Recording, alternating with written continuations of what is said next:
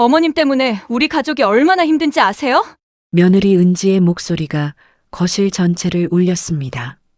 저는 소파에 앉은 채 손가락을 꽉 쥐었는데 손톱이 손바닥에 파고드는 아픔조차 느껴지지 않았습니다. 회사는 적자고 애 학원비도 밀렸는데 어머님은 지우한테 또 용돈 주시고 우리 형편 생각 좀 하세요. 아들 선우는 소파 반대편에 앉아 고개를 떨구고 있었습니다. 제 아들인데도 눈 한 번 마주치지 못하는 모습이 더 가슴 아팠습니다. 그게 아니라 은지야. 어머니는 그냥 선우야, 내가 뭘 알아. 당신은 맨날 회사 일만 하잖아. 집안일은 내가 다 하는데. 은지는 저를 똑바로 쳐다보며 말했습니다. 어머님, 솔직히 말씀드릴게요. 이제 따로 사시는 게 서로한테 좋을 것 같아요. 제가 알아본 곳 있어요. 깨끗한 원룸인데 거기서 편하게 지내세요. 원룸이라고? 제 목소리가 떨렸습니다. 35해를 이 집에서 살았는데 이제 원룸으로 가라는 말이 이렇게 차갑게 들릴 줄 몰랐습니다. 할머니 가지 마. 구석에서 손녀 지우가 울먹이며 제 치마를 잡았습니다. 9살밖에 안 된 아이가 어른들 눈치를 보며 우는 모습이 참 안쓰러웠습니다. 지우야, 할머니는 잠깐 다른 데 가 있을 거야. 괜찮아. 제가 지우의 머리를 쓰다듬었을 때 은지가 지우를 확 잡아당겼습니다. 지우야, 방에 들어가 있어. 어른들 얘기 중이야. 지우는 뒤돌아보며 울음을 터뜨렸고 저는 그 작은 등을 바라보며 눈물을 참았습니다. 울면 안 됩니다. 여기서 울면 더 초라해지니까요. 선우야. 저는 아들을 불렀습니다. 너는 어떻게 생각하니? 엄마가 나가야 할까? 선우는 한참을 입을 열지 못하다가 작은 목소리로 말했습니다. 엄마, 미안해요. 근데 은지 말도 일리가 있어요. 요즘 회사 사정도 안 좋고 엄마가 조금만 이해해 주시면 안 될까요? 이해. 그 단어가 가슴에 박혔습니다. 제가 평생 이해하지 않은 게 뭐가 있었나요? 시어머니 모시고 남편 뒷바라지하고 애 키우고 밥하고 설거지하고 그렇게 살아온 게 35년인데 이제 이해해달라는 말을 듣습니다. 알았다. 짐 쌀게. 저는 일어섰습니다. 무릎이 후들거렸지만 꼿꼿하게 걸었습니다. 방으로 들어가 오래된 여행 가방을 꺼내고 옷까지 몇 벌을 넣었습니다. 서랍을 열었을 때 낡은 사진첩이 보였습니다. 선우가 돌잔치 때 찍은 사진, 남편과 처음 이 집에 들어오던 날 찍은 사진.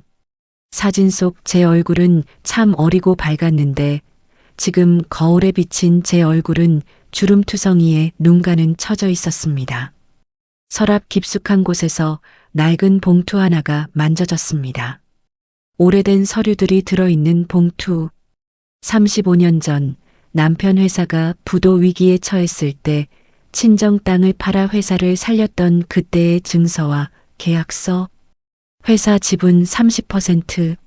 저는 한 번도 이걸 꺼낸 적이 없었습니다. 가족의 평화가 더 중요했으니까요. 봉투를 만지작거리다가 다시 서랍 깊숙이 밀어 넣었습니다. 아직은 때가 아닙니다.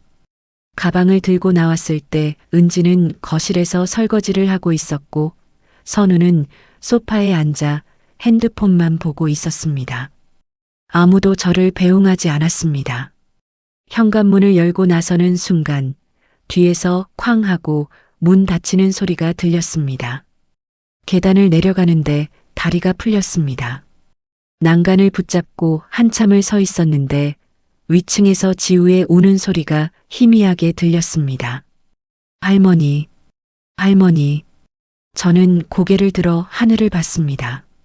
구름 한 점 없이 맑은 하늘이었는데 제 눈에는 아무것도 선명하게 보이지 않았습니다. 여보, 내가 여기서 끝날 수는 없어요. 돌아가신 남편에게 속으로 말했습니다. 내가 이 집을 위해 얼마나 많은 걸 포기했는지 이제 보여줄 때가 온 것 같아요. 고시원 복도는 좁고 어두웠습니다. 형광등이 깜빡거리는 소리와 어디선가 들려오는 라면 끓이는 냄새. 2층 끝에서 세 번째 방, 그게 제 새로운 집이었습니다. 문을 열었을 때 코끝이 찡했습니다. 곰팡이 냄새와 오래된 벽지 냄새가 섞여 있었습니다. 방 크기는 2평도 안 돼 보였습니다.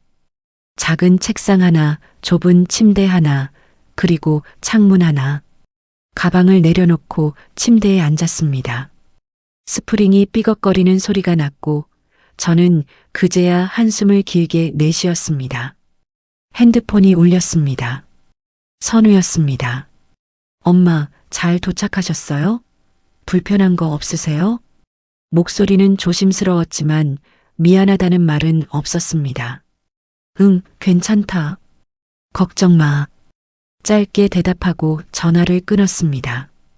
더 길게 말하면 목이 메일 것 같았으니까요. 창밖을 내다봤습니다. 맞은편 건물 옥상에 빨래가 펄럭이고 있었고 그 너머로 예전 우리 집이 있는 아파트 단지가 희미하게 보였습니다. 참 가까운데도 이렇게 먼 곳 같았습니다. 서랍을 열어 짐을 정리하기 시작했습니다. 옷가지를 개키면서 문득 생각났습니다. 은지와의 갈등이 언제부터 시작됐었나? 처음은 아니었습니다. 은지가 이 집에 며느리로 들어온 지 12년. 처음 몇 년은 괜찮았습니다. 서로 조심스럽게 거리를 두고 지냈고 저는 최대한 간섭하지 않으려 노력했습니다. 틀어진 건 남편이 세상을 떠난 뒤였습니다. 장례식장에서 은지가 처음으로 제게 차갑게 말했던 게 기억납니다. 어머님, 아버님 통장이랑 도장 좀 주세요. 정리할 게 많아서요. 그때 저는 아무 말 없이 건네줬습니다. 남편 재산은 당연히 아들 것이고 며느리가 관리하는 게 맞다고 생각했으니까요. 하지만 은지는 그게 부족했나 봅니다. 어머님, 아버님 명의로 된 회사 주식도 있던데요. 그것도 정리해야 하지 않을까요? 회사 주식. 저는 그때 처음으로 은지의 눈빛이 날카롭다는 걸 느꼈습니다. 그 눈빛은 재산을 노리는 눈빛이었고 저를 경계하는 눈빛이었습니다. 그건 선우가 알아서 하겠지.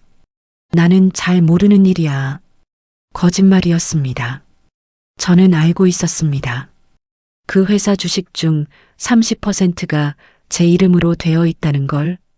35년 전 제가 친정 땅을 팔아 회사를 살렸을 때 남편이 준 지분이라는 걸. 하지만 저는 말하지 않았습니다. 그걸 말하는 순간 가족이 흔들릴 것 같았으니까요. 은지의 오해는 그때부터 시작됐습니다. 지우가 태어난 뒤 저는 손녀가 너무 예뻐서 용돈을 자주 줬습니다. 10,000원, 20,000원. 큰 돈도 아니었습니다. 그냥 아이스크림 사 먹고 문구점 가라고 주는 돈이었는데 은지는 그걸 달갑지 않게 받습니다. 어머님, 지우한테 용돈 그만 주세요. 애가 돈 버릇 나빠져요. 돈 버릇이요. 저는 웃으며 말했지만 은지는 웃지 않았습니다. 어머님은 우리 형편을 모르세요. 요즘 회사 사정이 안 좋아서 애 학원비도 빠듯한데 어머님이 그렇게 함부로 돈 쓰시면 애가 헷갈려 해요. 함부로. 그 단어가 가슴에 박혔습니다. 제가 손녀한테 용돈 주는 게 함부로 돈 쓰는 거라니. 은지의 오해는 점점 커졌습니다.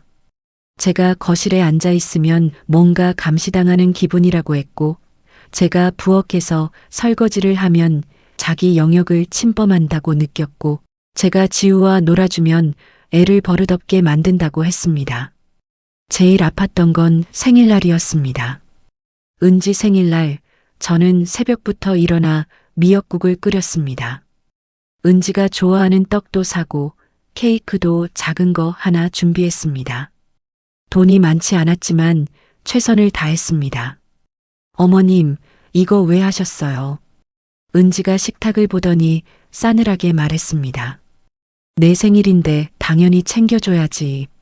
저는 웃으며 말했지만 은지는 미역국을 한 숟가락도 뜨지 않았습니다. 어머님, 전 미역국 안 좋아해요. 몇 번을 말씀드렸잖아요. 아, 그랬구나. 미안해. 저는 당황해서 사과했지만 은지는 케이크마저 거들떠보지 않았습니다.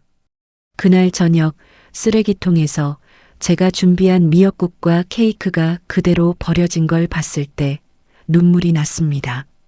부엌 바닥에 주저앉아 한참을 울었습니다. 소리 내지 않으려고 입을 틀어막고 어깨를 떨며 울었습니다. 내가 이 집에서 뭐지? 짐인가? 귀찮은 존재인가? 고시원 침대에 누워 천장을 바라봤습니다. 천장에는 얼룩이 져 있었고 어디선가 물 새는 소리가 들렸습니다. 핸드폰을 꺼내 지우에게 문자를 보냈습니다. 지우야, 할머니야. 잘 지내고 있니? 답장은 금방 왔습니다. 할머니 언제 와요? 보고 싶어요. 할머니도 보고 싶어. 조금만 기다려. 문자를 보내고 핸드폰을 내려놓았습니다. 창밖으로 달이 떠올랐습니다. 환한 보름달이었는데 이 좁은 방 안은 여전히 어두웠습니다.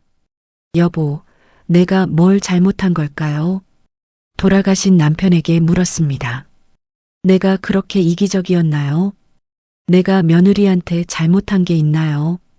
대답은 없었습니다. 그저 형광등 깜빡이는 소리만 들릴 뿐이었습니다. 고시원에서 일주일이 지났습니다. 매일 아침 일어나면 여기가 어딘가 싶었습니다. 낯선 천장, 낯선 벽지, 낯선 소음. 옆방에서는 밤마다 누군가 통화하는 소리가 들렸고 복도에서는 취한 사람들이 지나가는 발소리가 요란했습니다. 손목시계를 보니 오전 10시였습니다. 예전 같으면 이 시간에 설거지를 끝내고 빨래를 돌리고 있었을 텐데 지금은 할 일이 없었습니다. 방 안을 청소하는 것도 10분이면 끝나고 그 다음엔 그저 창밖만 바라보고 있었습니다. 핸드폰이 울렸습니다. 선우였습니다. 엄마, 오늘 시간 되세요? 잠깐 만날 수 있을까요? 목소리가 평소보다 조심스러웠습니다. 뭔가 할 말이 있는 목소리였습니다. 그래, 어디서 볼까?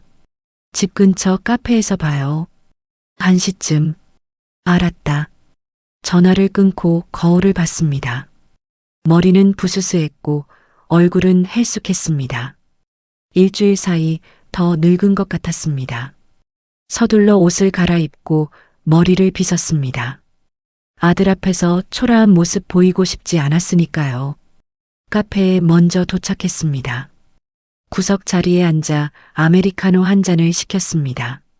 창밖으로 사람들이 바쁘게 지나갔고 그 모습을 보며 저는 문득 외로웠습니다. 모두 어딘가 갈 곳이 있고 만날 사람이 있는데 저는 이렇게 혼자 앉아 있었습니다. 엄마. 뒤에서 선우의 목소리가 들렸습니다. 돌아보니 선우 옆에 낯선 여자가 서 있었습니다. 단정한 정장 차림에 서류 가방을 든 여자. 선우가 소개했습니다. 엄마, 여기 박지연 변호사님이에요. 은지 친구분이시고. 변호사요.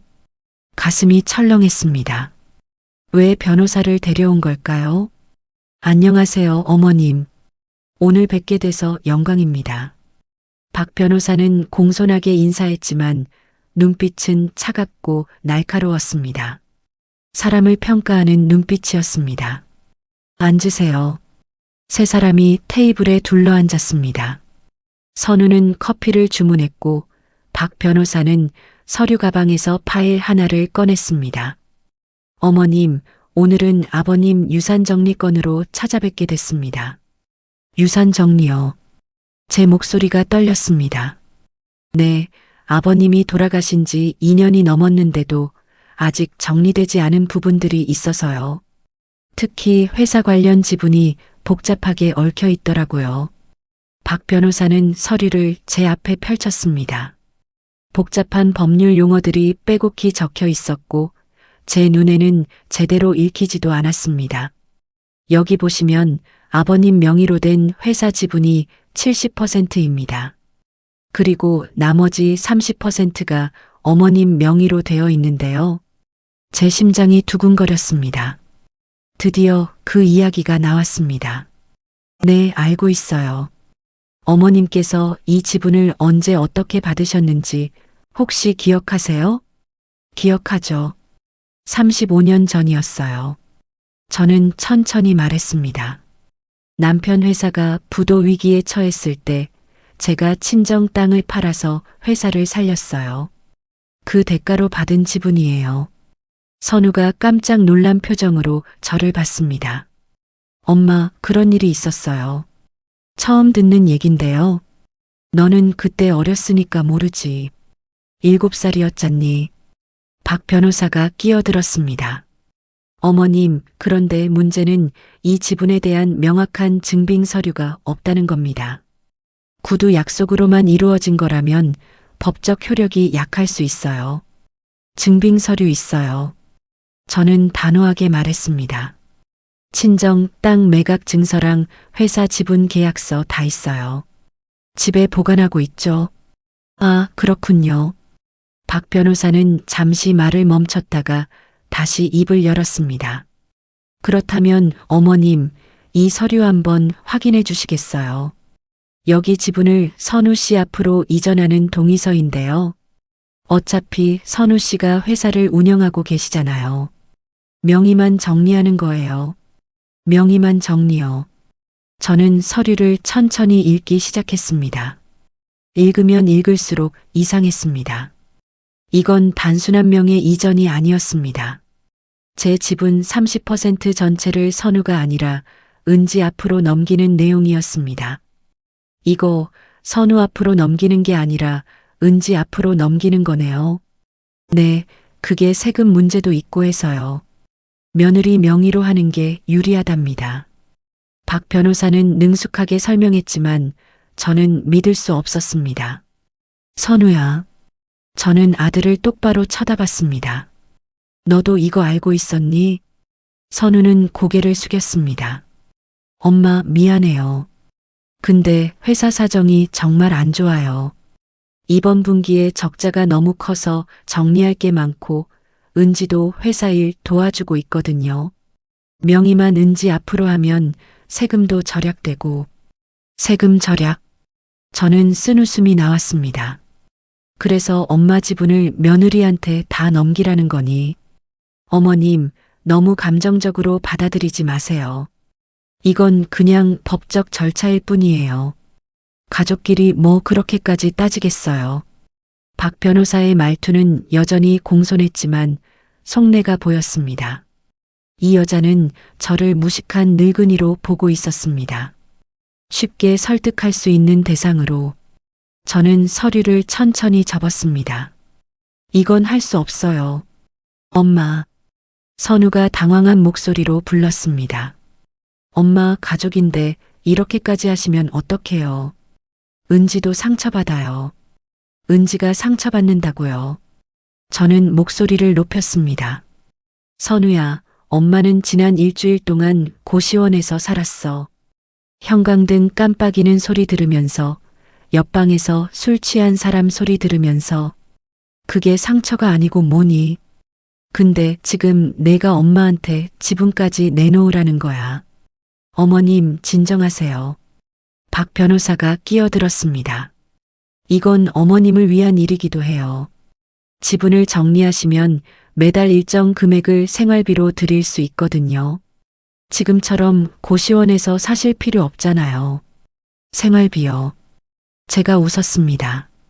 제 돈으로 제 생활비를 받는다는 말씀이시네요. 그게 아니라. 됐어요. 저는 일어섰습니다. 선우야, 엄마는 이 서류에 도장 안 찍어. 그리고 내가 알아야 할 게 있어. 그 회사는 내 아버지 혼자 만든 게 아니야. 엄마 희생도 들어가 있어. 그걸 엄마가 한 번도 말 안 했던 건 가족이 편하게 살았으면 해서였어. 근데 지금 너희가 하는 짓 좀 봐. 엄마를 고시원에 쫓아내고 지분까지 빼앗으려고 하고. 엄마, 그게 아니에요. 그럼 뭐니? 저는 가방을 들었습니다. 엄마는 이제 너희한테 기대 안 해. 엄마도 할 수 있는 게 있어. 카페를 나서는데 뒤에서 선우가 부르는 소리가 들렸지만 돌아보지 않았습니다. 거리를 걸으며 눈물이 났습니다. 참으려고 했지만 참을 수가 없었습니다. 지나가는 사람들이 쳐다봤지만 신경 쓰지 않았습니다. 고시원으로 돌아와 방문을 닫고 침대에 주저앉았습니다. 서랍을 열어 그 낡은 봉투를 꺼냈습니다. 35년 동안 숨겨뒀던 증서와 계약서, 그리고 남편이 세상 떠나기 전에 제게 남긴 편지. 편지를 펼쳤습니다. 남편의 삐뚤삐뚤한 글씨가 보였습니다. 여보, 당신이 이 편지를 읽을 때쯤 나는 이미 세상에 없겠지. 미안하오. 평생 당신한테 고생만 시켰소. 당신이 친정 땅 팔아서 회사 살려줬을 때 나는 정말 감사했소. 그 돈 없었으면 우리 가족 다 길거리에 나앉았을 거요. 그래서 지분 30%를 당신 이름으로 해뒀소. 이건 당신 거요. 누구한테도 빼앗기지 마시오. 당신이 받을 자격이 있소. 편지를 읽으며 눈물이 멈추지 않았습니다. 여보, 이제 어떻게 해야 하죠? 대답은 없었지만 저는 알았습니다. 이제는 싸워야 할 때라는 걸. 일주일 뒤 선우에게서 문자가 왔습니다. 엄마, 이번 주말에 친척들 모여서 아버지 3주기 지내려고 해요. 엄마도 오셔야죠. 3주기. 벌써 남편이 세상을 떠난 지 3년이 됐습니다. 세월은 참 빠르게 흘렀는데 제 처지는 더 나빠졌습니다. 알았다. 갈게. 답장을 보내고 옷장을 열었습니다. 고시원에 가져온 옷이 많지 않았지만 그나마 제일 단정한 검은색 블라우스와 치마를 꺼냈습니다. 거울을 보며 머리를 단정하게 빗어 올렸습니다. 오늘은 초라한 모습으로 갈 수 없었습니다. 가방에 그 낡은 봉투를 조심스럽게 넣었습니다. 35년간 숨겨뒀던 증서와 계약서, 그리고 남편의 편지. 손이 떨렸지만 가방 지퍼를 천천히 닫았습니다. 집에 도착했을 때 현관문 앞에서 한참을 서 있었습니다. 초인종을 누르기가 겁났습니다. 이 문을 열고 들어가면 모든 게 달라질 것 같았습니다. 심호흡을 하고 초인종을 눌렀습니다. 문이 열렸고 은지가 나왔습니다. 저를 보는 눈빛이 차갑고 경계하는 듯 했습니다. 어머님 오셨어요. 말투는 공손했지만 감정은 없었습니다. 응, 들어가도 되겠니? 네, 들어오세요. 다들 기다리고 계세요. 거실로 들어서니 여러 사람이 앉아 있었습니다. 선우의 고모, 삼촌, 사촌들. 모두 제가 아는 얼굴들이었습니다. 하지만 저를 보는 눈빛은 예전과 달랐습니다. 동정 섞인 시선, 불편해하는 시선. 형님 오셨어요. 고모가 일어나 인사했습니다. 응, 왔어. 저는 구석자리에 앉았습니다. 예전 같으면 제가 음식을 차리고 상을 준비했을 텐데 오늘은 은지가 모든 걸 준비했습니다. 제 자리는 이미 없었습니다. 상 앞에 남편 사진이 놓여 있었습니다. 자상하게 웃고 있는 남편의 모습. 사진을 보니 눈시울이 뜨거워졌습니다. 여보, 잘 지켜봐 주세요. 오늘 제대로 할게요. 마음속으로 남편에게 말했습니다. 저를 올리고 자리에 앉았습니다. 은지가 차례상 음식을 나누며 말했습니다. 오늘은 아버님 3주기도 지내고 중요한 가족회의도 있어요. 가족회의요? 고모가 물었습니다. 네, 회사 지분 정리에 관한 건데요. 어머님께서 동의를 안 해주셔서 진행이 안 되고 있거든요. 모든 시선이 저에게 쏠렸습니다. 형님, 그게 무슨 일이에요? 고모가 조심스럽게 물었습니다. 은지가 대답했습니다. 어머님 명의로 되어 있는 회사 지분을 정리하려고 하는데 어머님께서 거부하세요. 회사 사정도 어려운데 이러시면 곤란하거든요. 삼촌이 끼어들었습니다. 형수님, 가족끼리 그렇게까지 하시면 안 되죠. 선우가 회사 운영하는데 얼마나 힘든데요. 좀 도와주세요. 저는 천천히 입을 열었습니다. 도와주라고요? 네, 어머님. 이건 가족을 위한 일이에요. 은지가 말했습니다. 저는 가방에서 낡은 봉투를 꺼냈습니다. 모두의 시선이 봉투에 집중됐습니다. 얘기 좀 할게요. 여러분이 모르시는 게 있어서요. 봉투를 열어 서류들을 테이블 위에 하나씩 펼쳐 놓았습니다. 이게 뭐예요? 선우가 물었습니다. 친정 땅 매각 증서예요. 35년 전 선우 아빠가 회사 운영하다가 부도 위기에 처했을 때 제가 친정 땅을 팔았어요. 3억 원. 그때는 큰 돈이었죠. 고모의 얼굴이 놀란 표정으로 변했습니다. 그런 일이 있었어요? 모르셨죠? 저도 말 안 했으니까요. 가족한테 짐 되기 싫어서요. 다음 서류를 펼쳤습니다. 이건 회사 지분 계약서예요. 남편이 제 이름으로 지분 30%를 넘겨준 계약서. 친정 땅 판 대가로 받은 거예요. 법적으로 완벽하게 유효한 서류죠. 선우가 서류를 집어들었습니다. 손이 떨리는 게 보였습니다. 엄마, 이게 진짜예요? 진짜지. 내 아버지 도장도 찍혀 있고 변호사 공증도 받았어. 은지의 얼굴이 창백해졌습니다. 그럼 그동안 왜 말씀 안 하셨어요? 말할 필요가 없었으니까요. 가족이 편하게 지내는 게 더 중요했으니까. 마지막으로 편지를 꺼냈습니다. 낡고 구겨진 편지지. 이건 선우 아빠가 세상 떠나기 전에 제게 남긴 편지예요. 편지를 펼쳐 읽기 시작했습니다. 목소리가 떨렸지만 끝까지 읽었습니다. 여보, 당신이 이 편지를 읽을 때쯤 나는 이미 세상에 없겠지. 미안하오. 평생 당신한테 고생만 시켰소. 당신이 친정 땅 팔아서 회사 살려줬을 때 나는 정말 감사했소. 그 돈 없었으면 우리 가족 다 길거리에 나앉았을 거요. 그래서 지분 30%를 당신 이름으로 해뒀소. 이건 당신 거요. 누구한테도 빼앗기지 마시오. 편지를 읽는 동안 방 안은 조용했습니다. 선우는 고개를 숙이고 있었고 은지는 입술을 깨물고 있었고 친척들은 서로 눈치만 보고 있었습니다. 저는 편지를 접어 테이블 위에 놓았습니다. 여러분, 저는 평생 이 가족을 위해 살았어요. 시어머니 모시고 남편 뒷바라지하고 애 키우고 집안일하고 회사 어려울 땐 친정 땅까지 팔았어요. 근데 제가 뭘 받았죠? 고시원으로 쫓겨났어요. 며느리한테 짐 취급받고 아들은 제 편 한 번 안 들어주고. 엄마.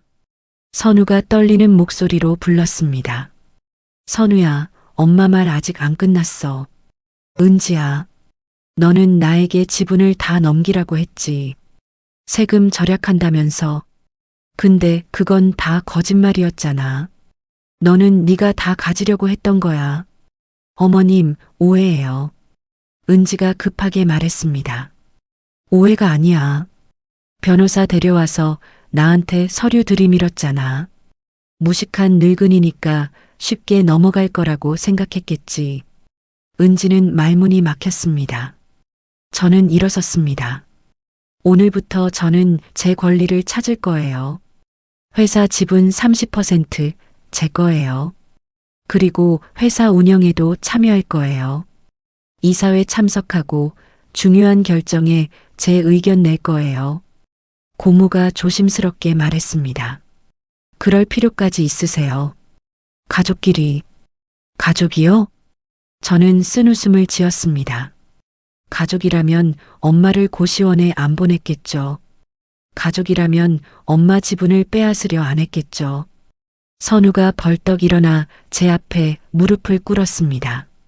엄마, 죄송해요. 제가 잘못했어요. 엄마 그렇게 힘들게 하려던 게 아니었어요. 눈물이 흘러내렸습니다. 아들의 눈물을 보니 제 마음도 무너졌습니다. 선우야, 일어나. 엄마, 정말 몰랐어요. 엄마가 그런 희생을 하신 줄.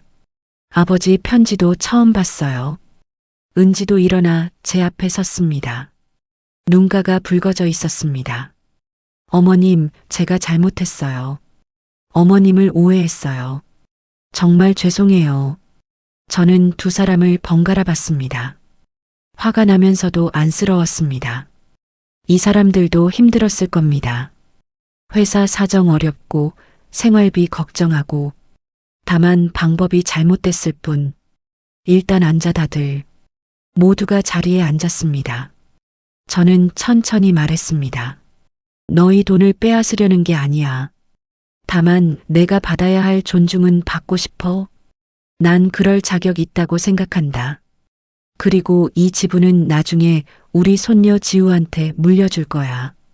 손녀 교육비, 결혼 자금. 그런데 보태줄 거야. 지우 얘기에 은지의 눈빛이 흔들렸습니다. 어머님, 그리고 선우야, 회사 운영 힘들면 엄마한테 말해. 엄마도 도울 수 있어. 30년 넘게 내 아버지 곁에서 지켜봤으니까 회사 사정 좀 알아. 혼자 끙끙 앓지 말고 의논해. 선우가 고개를 끄덕였습니다. 그리고 은지야. 저는 며느리를 똑바로 봤습니다. 너도 힘들었지. 시어머니 모시고 애 키우고 회사 일까지 도우면서. 근데 앞으로는 서로 솔직하게 얘기했으면 좋겠어. 오해 쌓이지 않게. 은지가 눈물을 닦으며 고개를 숙였습니다. 죄송해요, 어머님. 정말 죄송해요. 그날 이후 일주일이 지났습니다. 고시원 방문을 열었을 때 선우가 서 있었습니다. 손에는 제 짐이 담긴 박스를 들고 있었습니다. 엄마, 집으로 가요. 선우의 목소리는 조심스러웠지만 진심이 담겨 있었습니다. 정말 괜찮겠니? 괜찮은 게 아니라 당연한 거예요. 엄마 집이에요. 차를 타고 집으로 향하는 동안 창밖 풍경을 봤습니다. 거리에는 봄꽃이 피어 있었습니다. 벚꽃잎이 바람에 흩날리고 개나리가 노랗게 피어 있었습니다. 참 오랜만에 보는 봄이었습니다. 집 앞에 도착했을 때 은지와 지우가 현관 앞에 서 있었습니다. 할머니, 지우가 달려와 제 품에 안겼습니다. 따뜻한 온기가 가슴으로 전해졌습니다. 할머니 보고 싶었어요. 매일매일 보고 싶었어요. 할머니도 많이 보고 싶었어. 우리 지우. 은지가 다가왔습니다. 예전처럼 날카로운 표정이 아니었습니다. 어색하지만 부드러운 미소를 지으며 말했습니다. 어머님, 들어오세요. 방 정리해뒀어요. 고마워. 난 짧게 대답했지만 그 말에 담긴 의미는 컸습니다. 제 방은 예전 그대로였습니다. 창문으로 햇살이 들어왔고 옷장에는 제 옷들이 정리되어 있었습니다. 침대 위에는 깨끗한 이불이 펼쳐져 있었고 책상 위에는 꽃병에 꽂힌 꽃이 놓여 있었습니다. 은지가 들어와 조심스럽게 말했습니다. 어머님, 부족한 게 있으면 말씀하세요. 괜찮아. 고마워요. 어머님. 은지가 제 손을 잡았습니다.